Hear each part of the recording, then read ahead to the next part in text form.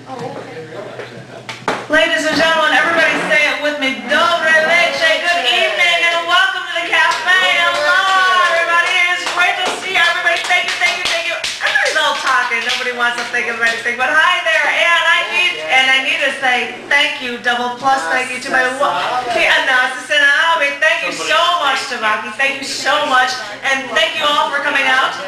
Everybody's all chatty. It's all exciting day. We're all chatty and excited, yeah. Because we've got a phenomenal feature. I know that Bob Lawrence is here. We've got a couple of bass guitars from our great bassist, but we've got Esteban Colon for our feature tonight.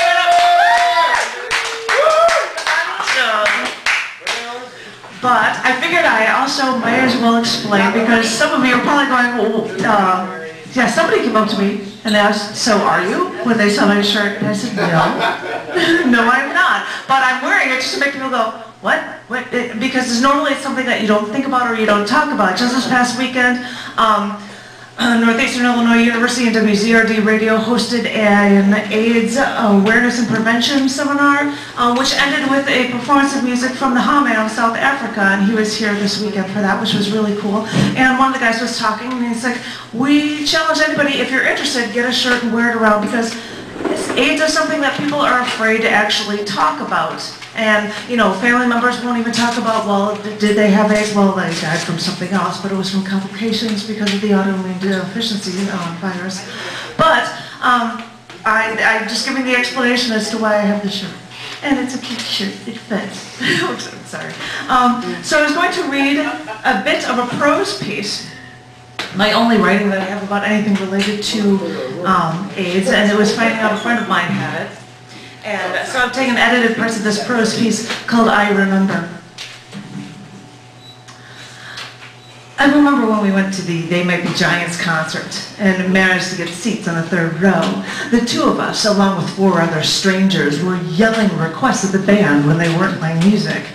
I still can't believe we actually got them to respond to us while we were there in the middle of a show. I remember when we were traveling through Boston, how we stopped at Cheers to take our pictures in front of the doors, and we were soaking wet because it was raining, and it was the only day in Boston there. But then we followed all the painted red lines on the streets to find the historical landmarks, stood on the torture devices on the sidewalks, took pictures everywhere. I remember how we would sit in my dorm room, in the windowsill, feet hanging out, my stereo blaring. You used to always joke that one day you'd push me out the window. But we'd sit there, listening to music, listening to people who would walk out in front of my window.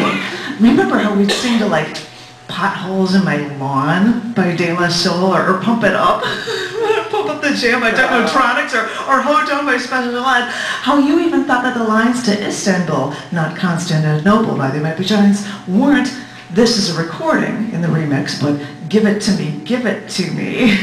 Then you would go through the Headhunter song by Front 242, and the lines you'd think, well, instead of their 3 you slowly spread the net was actually 3 you slowly spread the legs. Oh, we'd sing, make people look up at us. And either way, we'd just be laughing and waving at people. Yesterday was the first day that I hadn't cried for you. Those first 2 days had been so hard. I might have been fine for half an hour, and then something would trigger it in my mind, and I would want to cry. I thought maybe I'd be getting used to the news, but today I cried again. I remember how you'd come over to my dorm on Sunday nights, and we'd order pizza, usually Grog's, home of mold, I think, and we'd spend evenings together. We'd play Stand by R.E.M. and do that dance that they do in the video, or we'd play Madonna's Vogue and you'd contort yourself around. Once we even spent an evening writing up lists of exes like we were in high school. I remember how we met. I was sitting in the cafeteria with other girls from my dorm, and you and your friends were there, so you sat down, and you ended up right across the table from me. And it was right after Christmas break, so I had just gotten back from visiting my parents in Florida, and I was tan. So your first words to me were, "Is that a real tan?" And I was so mad at you. I always thought you were just a cocky jerk. Well, you could have gone to a tanning salon over vacation. I don't know how. That could have been the start of one of the best friendships of my life. And when you called me on the phone to tell me the news, you still sounded so happy. Your viewpoint was that anyone could die at any point, at any time, and we had to live every day to the fullest. And I could be hit by a car tomorrow, you said. You can't let the thought of death kill you. And you were telling me these things, and I was trying so hard to not just start sobbing on the phone. I remember our freshman year walking home from the dorms with you on one rainy Saturday after Eddie's excursions, and we just decided to walk in the middle of the street, jumping in as many puddles as possible. A truck even drove by, yelling that we were going to catch colds, and we just laughed. We were alive and invincible. I remember our freshman year, you invited me to see the Violent Femmes at a concert at Follinger Hall. You got drunk, and I had to draw the line when you decided to lick at the side of my face. You're not supposed to die. This isn't supposed to be happening to you. I've always expected to be able to visit your family after we all retire, compare photos of grandchildren. You can't leave this hole in my life. I remember after I broke up with Bill, I still try to remain friends with him so that I could periodically borrow his black convertible. So one day I did. I told him I needed to get some groceries, but I picked you up instead, and we put the top down, even though it was 65 degrees. It was about to rain, and we cruised along the mecca known as Champaign, Illinois. I remember the Halloween dance we went to. You picked up a Dick Tracy bright yellow overcoat and hat along with a plastic machine gun with 2 water cartridges. I was Breathless Mahoney, and we made a point to fill the machine gun's water cartridges, one with peach schnapps, the other with peppermint. Someone at the dance floor would say, "Don't shoot me," and we'd say in unison, "Don't worry." No one could understand why we kept shooting each other in the face. I remember how every time you were going out for the evening, and then you'd be over waiting for me to get ready, I'd come out and ask you how I looked, and you would always tell me that I looked really nice, or sexy, or fantastic, or whatever. But you always said something to me to make me feel like the most beautiful girl in the world. I don't want to catalog these events, these times I've shared with you. I don't want to feel as there will be no more memories like this with you. I remember how at your fraternity house, every once in a while, they'd have to play Crocodile Rock by Elton John once, and when they did, people made a ring around the dance floor, otherwise known as the living room, and your fraternity brothers would then proceed to do somersaults and other strange dances with each other.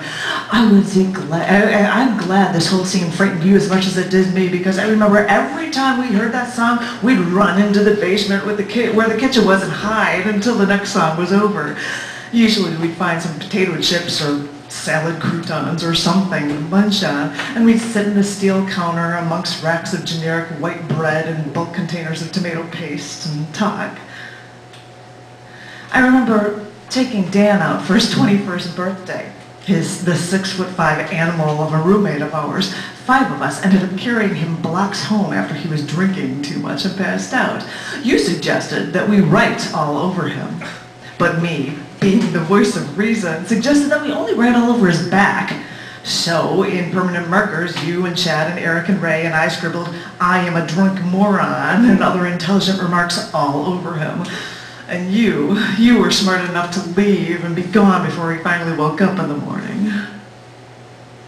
And you were on the phone with me, saying that you just have to get used to the fact that you're not going to grow old, have a family, that all your supervisors tell you, wait till you get the promotion, and then there will be no waiting for the future, that you just won't be around.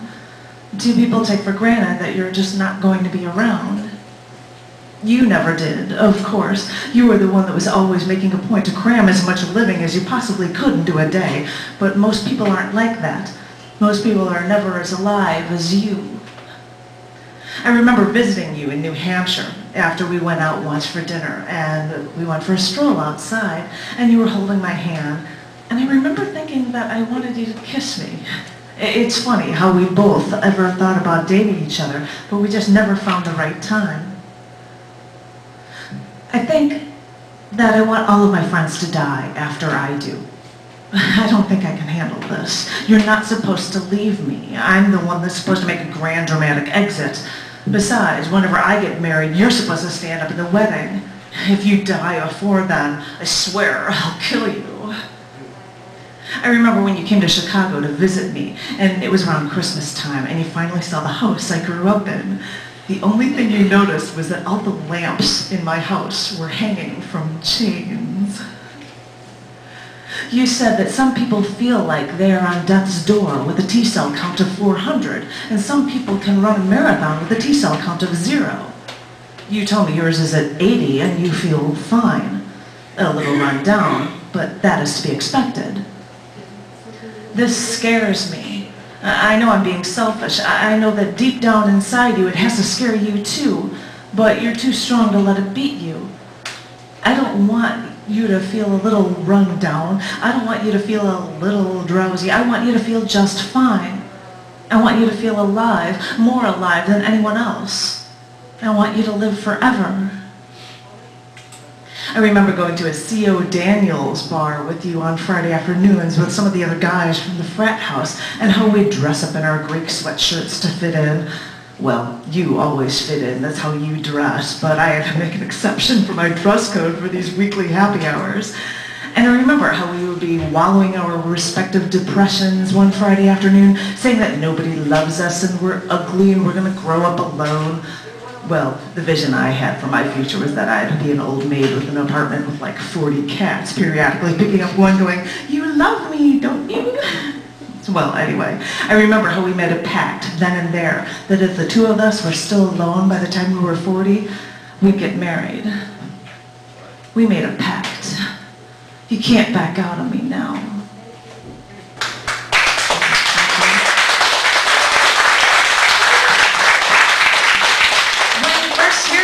You think, oh my gosh, this is going to be terrible, it's going to be terrible. I want to let everybody know, in case you guys are curious, he actually did stand up at my wedding, and the last thing I know, because I lost email touch with him because he moved a few times, he's married to a beautiful woman, and they have a son named Jackson. Oh my God. They're doing amazingly well, and which makes me so happy. And that is the thing, people can live with this. When you hear these things, you think, yeah, you grab that list, Mr. Man. I want all these people reading. Yes, do it, do it. And as soon as you're done with that list, you're going to give me that list because I've got to figure out my first reader, Mr. Man. But when you first hear about it and you don't know anything about AIDS, and especially because in the earlier days, it was much more like a death sentence, and you didn't know what to do, or you were afraid, or something.